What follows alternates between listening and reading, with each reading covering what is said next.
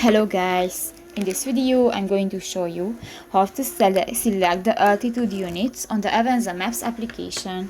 But first of all, I just want to mention, please don't forget to subscribe to our channel, because at 100,000 subscribers we are going to show you our YouTube revenue statistics and growth strategy, how to make money online. So let's jump into it.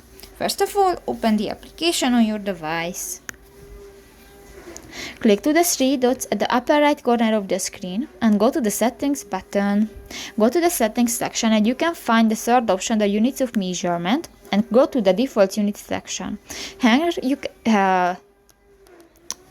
can find the Altitude option under the Angle, and you can select the meters, kilometers, feet, or the miles. And if you want to, for example, select the kilometers, just click to the circle icon and you can check the new units.